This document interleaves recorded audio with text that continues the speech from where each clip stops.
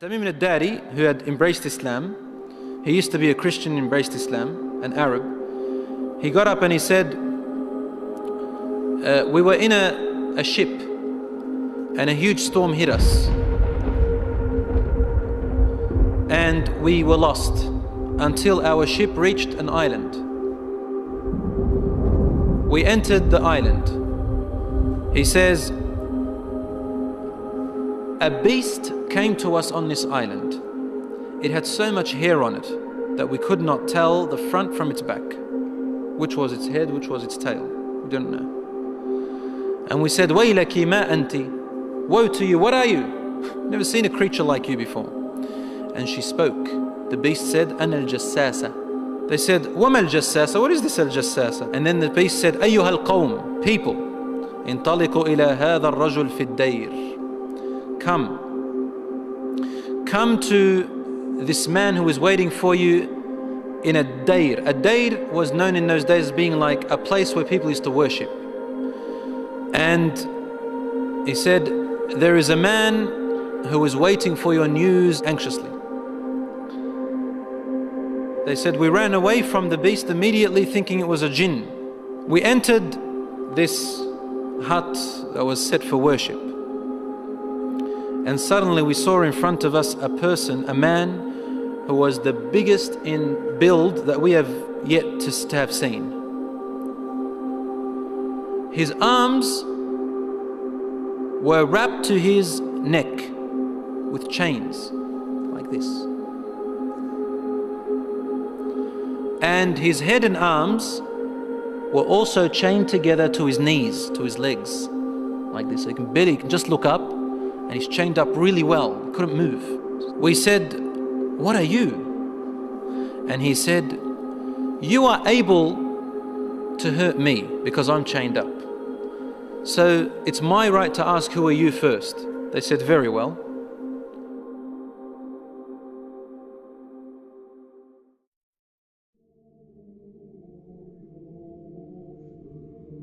We are people from the Arabs.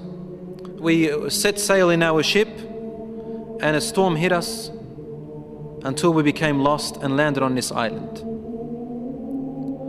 We came to this island and we found this beast that came to us that had so much hair on it, and it led us to you. They said we got afraid of this man and we didn't feel safe around him. However, the man said to us, tell me about the palm trees of Baysan. Baysan is a city in Jordan. He wanted to know whether there were palm trees planted in there a lot. We said, what do you exactly want to know about Baysan in Jordan? He said, I ask you, are there more palm trees and have they be filled with dates or not yet? They said, yes, it is full of palm trees and full of dates. More than many other places in what we know. He said, soon its palm trees and dates will become scarce. Will no longer give fruits. Today, really, in Jordan, dates are scarce now. It used to be in history, abundance. Now listen. He said, now explain to me about Buhayra al-Tabariyya. You know what Tabariyya is? Which ocean, which sea that is? Okay, the Tabariyya Sea. It's also close to Asham. They said, what do you want to know about it? He said, does it have water in it? They said, yes, there's lots of water. He said, soon its water is going to go away. It's not going to exist anymore. And truly today, the water has gone drier than before. Then he asked them, he said, tell me about Zaghar fountain. Zaghar fountain, probably about 3 days journey if you wanted to walk away from Jerusalem, Bayt al-Maqdis, that's where that fountain is. So basically in what we call Israel today. They said, what do you want to know about this fountain? He said, well, is there a large fountain and do people plant a lot of vegetation around it and it gives a lot of water yet? They said, yes, it's got a lot of water and its people plant a lot. Tell me about a prophet who is ummi, who is illiterate, cannot read or write. What has he done? They said he has come out in Mecca and now he lives in Yathrib, in Medina. He asked them, have his people fought him? They said yes. He said, what did he do? They said he was driven out by his own people. But he went to another Arab, the Yathrib people and those who embraced Islam with him, and they obeyed him. This man said to them, really? Has that really happened? They said yes. He said, أَمَا إِنَّ ذَاكَ خَيْرٌ لَهُمْ أَن يُطِيعُوهُ. He said, behold, it is better for those people who obey him to keep on obeying him. He's actually supporting the Prophet ﷺ. وَإِنِّي مُخْبِرُكُمْ عَنِّي. Now I'm going to tell you about myself. إِنِّي أَنَا الْمَسِيحِ. I am Christ. Isa alayhi salam. وَإِنِّي أُوشَكُ أَن يُؤْذَنَ لِي فِي الْخُرُوجِ فَأَخْرُجْ. He said, now very soon, based on the signs you've showed me, I'm going to be given permission to leave and I'm going to come out. فَأَسِيرُ فِي الْأَرْضِ. I will walk throughout the land. فَلَا أَدَعْ قَرْيَةً إِلَّا هَبَطْتُهَا فِي 40 لَيْلَةً. He said, there wouldn't be a village or a city or a place on earth except that I would have reached it, all in 40 days. The whole world in 40 days. غَيْرَ مَكَّةَ وَطِيبَةَ. All except two places, Mecca and Tiba, Medina.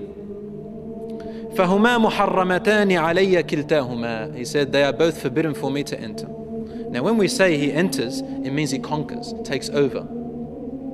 He owns it.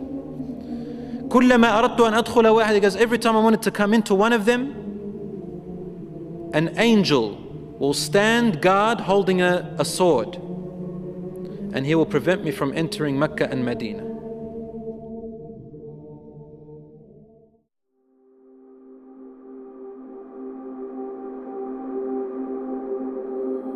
Rasul sallallahu alayhi wa sallam started grabbing his stick and sort of, he put it close to his hip, sallallahu alayhi wa sallam. And then he began to bang, to hit the ground with it, like this. But he was sort of tense, sallallahu alayhi wa sallam. Something very important. He was really tense about it. And he hit the floor and he said, أَلَا هَذِهِ طِيبَةٌ. Behold everyone, this is Tiba. Meaning he's pointing, this is Medina. He's in Medina, he's saying, this is Tiba, which you are in right now. He said, didn't I tell you that this man will come out and not be able to enter this land? They said, yes, Ya Rasulullah, because he had told them a lot about it before. He said, the hadith of Tamim al-Dari, wallahi, amazed me as he told me about him. Because it's the same as what I used to tell you about Mecca and Medina. Behold, Dajjal is somewhere in near the oceans, in one of on an island somewhere towards the east of Medina. Somewhere there, he said, in one of those oceans. Min qibal al-mashriq ma hu, towards the east somewhere. So even the Prophet ﷺ doesn't know exactly where he is, but in that direction. So it's close to the Middle East at the moment.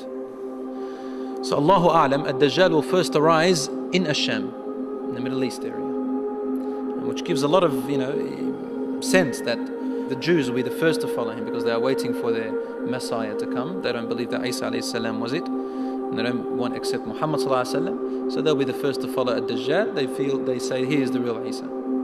As for the Christians, they believe in the coming of Isa alayhi salam. Because they've mixed up their scriptures, they will think that this is the man. And because he will say, I am Isa, they will ask for him alayhi salam, they will ask for miracles, and he will do these miracles. Some of them won't be convinced. See, afterwards he'll say that I am God. Ana ilahukum. And then they'll say, what proof do you have? He said, only God can raise the dead. He said, okay, what if I raise your parents from the dead? They said, yes, we'll believe your God. So he will be able to get the jinns, the shayateen, to work for him, and he will raise them to become, to look like their parents, and they will speak to them. And so the people, non-Muslim people and the weak Muslims will follow him.